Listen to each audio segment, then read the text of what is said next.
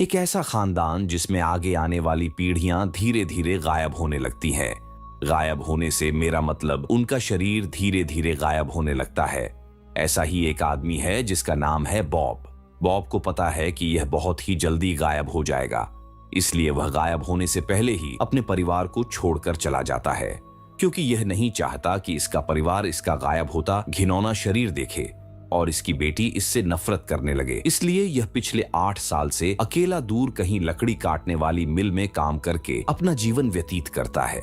ऐसा बेकार जीवन जीते जीते बॉब को अपनी जिंदगी झंड लगने लगती है। इसलिए एक दिन यह सोचता है कि क्यों ना वह इस लकड़ी काटने वाली मशीन में कूदकर अपनी जान दे दे, लेकिन इसकी गांड में इतना गुदा नहीं होता, इसलिए यह रुक जाता है। काम के बाद जब बॉब अपने घर पर आता है तो उसकी पत्नी डार्लिन का फोन आता है। वह उसे कहती है कि हमारी बेटी को एक पिता की जरूरत है, इसलिए तुम एक पिता होने का फर्ज निभाओ। बॉब उसे कहता है कि आज के बाद मुझे कभी भी फोन मत करना, और ऐसा कहकर फोन कट कर देता है।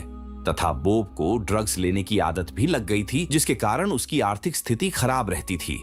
एक दिन बॉब तय करता है कि वह अपनी जिंदगी खत्म कर लेगा, लेकिन मरने से पहले एक बार वह अपनी बेटी से मिलेगा। बॉस से छुट्टी लेकर वह बेटी से मिलने निकल जाता है, लेकिन तभी रास्ते में उसके पेट में दर्द होने लगता है, जिसके कारण इसका एक्सीडेंट हो जाता है, जिसमें गाड़ी को नुकसान हुआ था। ये गाड़ी उस लौंडे की है जिससे बॉब ड्रग्स लिया करता था। वह उसे फोन करके सब कुछ बताता है और पास की दुकान में आकर देखता है कि इसका पेट धीरे धीरे गायब हो रहा है, और जब इसके शरीर का कोई अंग गायब होता था तो उस हिस्से में बहुत तगड़ा दर्द होता था। अब ड्रग्स देने वाला दोस्त क्रिस्पी यहाँ आता है और कहता है कि तुम्हें मेरी गाड़ी के नुकसान की भरपाई करनी पड़ेगी, पर बॉब के पास इतने पैसे नहीं थे। इसलिए क्रिस्पी उसे एक ऑफर देता है कि जिस तरफ तुम जा रहे हो उस तरफ मुझे कुछ ड्रग्स की डिलीवरी करवानी है। अगर तुम उन ड्रग्स की डिलीवरी कर दोगे तो मेरे नुकसान की भरपाई हो जाएगी। अब भाई लोगों ना चाहते हुए भी बॉब को उसके गैर कानूनी धंधों में उसका साथ देना पड़ता है। पूरी रात सफर करके वह अपनी पत्नी डार्लिन के पास पहुंचता है। वह बॉब को देखकर बहुत ही प्रसन्न होती है और उसे अंदर बुलाती है। बॉब अंदर आने से मना कर देता है और पूछता है कि हमारी बेटी ईवा कहाँ पर है। वह बताती है कि वह घर पर नहीं है, बाहर गई हुई है। बॉब अपनी पत्नी के पास नहीं रुकता और पास के पड़ोसी का कमरा भाड़े पर लेकर रहता है। जब वह सवेरे अपनी बेटी से मिलता है तो वह पिता बॉब से ऐसे व्यवहार करती है जैसे उसे अपने पिता से मिलकर कोई फर्क नहीं पड़ा। अपनी बेटी का खुद के प्रति ऐसा व्यवहार देखकर बॉब को बहुत दुख होती है। इसके बाद बॉब क्रिस्पी का दिया हुआ प्रोडक्ट उसके बताए एड्रेस पर डिलीवर करता है। प्रोडक्ट रिसीव करने वाला बंदा बदले में उसे एक पैकेट देता है और उसे वापस क्रिस्पी को देने को कहता है। एक दिन ईवा अपने घर जा रही थी तो वह रास्ते में जाते हुए एक बहुत ही पुरानी चाइनीज दवाइयों की दुकान देखती है, जिसमें हर प्रकार की बीमारी की दवाइयां मिलती थीं। ईवा सोचती है कि हो सकता है इसे भी इसके खानदान की दवाई मिल सकती है, इसलिए वह दुकान के अंदर जाती है। पर उसे दुकान वाली काकी का व्यवहार बहुत ही अजीब लगता है, इसलिए वह यहाँ से भाग जाती है। वह अपना ज्यादातर समय अपने दोस्तों के साथ बिताया करती थी।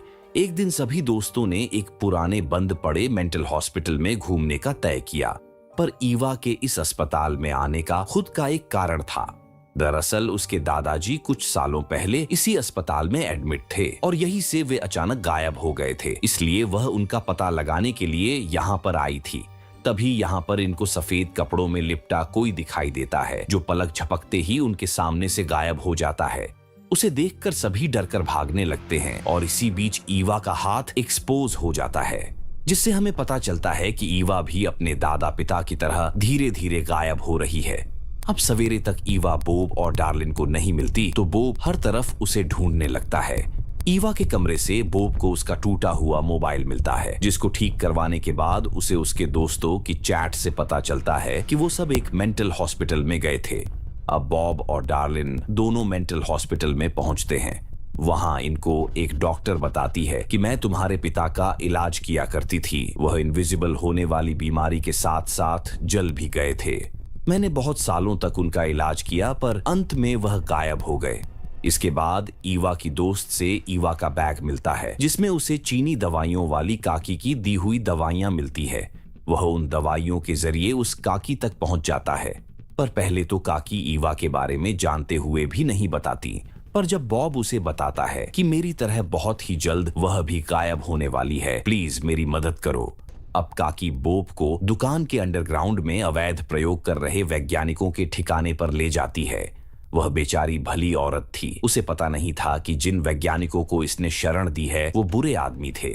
वैज्ञानिकों ने काकी को बताया था कि उनका मकसद बीमारियों के लिए दवा की खोज करना है, पर उनका तरीका बहुत ही भयानक था। यहाँ पर बॉब को उसकी बेटी ईवा पिंजरे में बंद मिल जाती है और वह काकी पुलिस को फोन करके यहाँ बुला लेती है।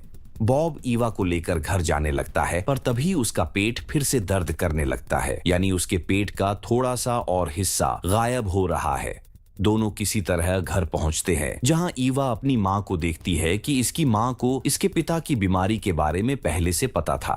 सवेरे को बॉब यहां से वापस जाने का तय करता है, पर उसकी हालत बहुत ही ज्यादा खराब थी, इसलिए ईवा उसके साथ चलकर उसे वहां तक पहुंचाने की जिद करती है।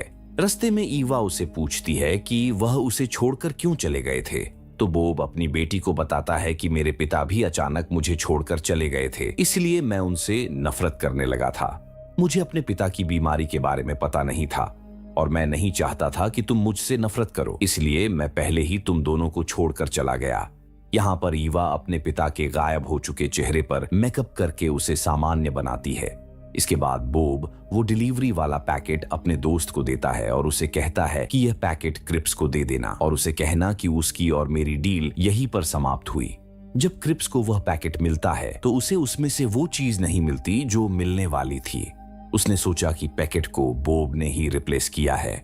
इसके बाद बॉब अपनी बेटी को उस घर में लेकर आता है जिस घर में वह पिछले 8 सालों से रह रहा था। दोनों बाप बेटी बहुत बातें करते हैं और वह अपनी बेटी से कहता है कि अब तुम यहाँ से अपनी माँ के पास चली जाओ और तुम कभी मेरी तरह मत बनना, हमेशा अपने परिवार के साथ रहना। ईवा उसे बहुत रोकती है कि वह उनके साथ रहे, पर वह नहीं मानता और उसे वापस भेज देता है और उस लकड़ी काटने वाली मशीन के पास आ जाता है। इसके बाद एक दिन ईवा सुबह अपने घर में आराम कर रही थी, तभी यहाँ क्रिप्स अपने नुकसान की भरपाई करने के लिए बॉब को ढूंढता हुआ यहाँ पर आता है। ईवा उसे बताती है कि अब वह यहाँ से सर्वदा के लिए चले गए हैं और कहाँ गए हैं इसका पता किसी को नहीं है। बॉब ने क्रिस्पी का बहुत नुकसान किया था, इसलिए वह अब बॉब की बेटी का रेप करने का मन बनाता है। तभी पूरी तरह अदृश्य हो चुका बॉब उसे पीछे खींचता है और बहुत बुरी तरह से मारता है। बॉब उसे मारकर कचरे में फेंक देता है, जहां एक भालू जीभ लपलपाता हुआ आता है और उसे खा जाता है। क्रिस्पी को फेंकने के बाद दोनों घर जा रहे थे। तभी बॉब अपनी बेटी को बताता है कि मुझे हाल ही में पता चला है कि मेरे पिता अभी तक जिंदा थे, वो उसी मेंटल हॉस्पिटल में भर्ती थे। ईवा बताती है कि उसने भी उस हॉस्पिटल में एक अदृश्य इंसान को देखा था। वह समझ जाते हैं कि उसके दादाजी अभी तक जिंदा हैं और वह जानबूझकर उनसे छुप कर रहते हैं, इसलिए अब वह दोनों उन्हें लाने के लिए जाते हैं और इसी के साथ कहानी समाप्त हो जाती है।